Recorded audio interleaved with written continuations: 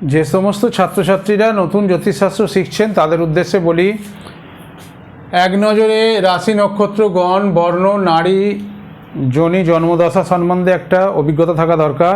এটা 3 নম্বর বইয়ের 63 নম্বর পাতা থেকে বলছি। এটা হচ্ছে মিথুন রাশিতে আদ্রা নক্ষত্র।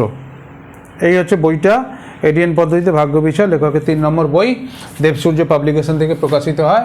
হ্যাঁ, এতে দেখে নেবেন, ডিসক্রিপশন বক্সে ওখানেই লোকেশান, ফোন নাম্বার সব দেওয়া থাকবে, বা যে কোনো দোকান থেকেও আপনারা নিতে পারেন। এবার দেখুন, মিথুন রাশিতে আদ্রা নক্ষত্র, এই নক্ষত্রটা মিথুন রাশিতে 6 ডিগ্রি 40 মিনিট থেকে আরম্ভ হয় 20 ডিগ্রি পর্যন্ত। তাহলে 13 ডিগ্রি 20 মিনিট একটা নক্ষত্রের মান। এবার 20 ডিগ্রি থেকে যদি 6 ডিগ্রি 40 ব্যালেন্স করি, যদি বাদ দিই তাহলে দাঁড়ায় 13 ডিগ্রি 20 মিনিট। এত গোদা বাংলায় বোঝাচ্ছি, দেখুন। সেটা হচ্ছে, এই জিনিসটা একটু বুঝে নিন, তাহলে সব জায়গায় এটা অ্যাপ্লাই করতে পারবেন। এখানে নিচে 40 আছে, ওপরে 0 আছে, বিয়োগ যায় না, সেই জন্য পাশের ঘর থেকে ধার নিতে হয়। এগুলো ছোটোবেলায় করেছেন।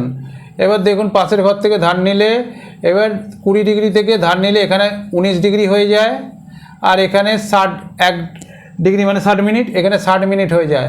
60 থেকে 40 বাদ দিলে 20 ডিগ্রি পড়ে থাকে।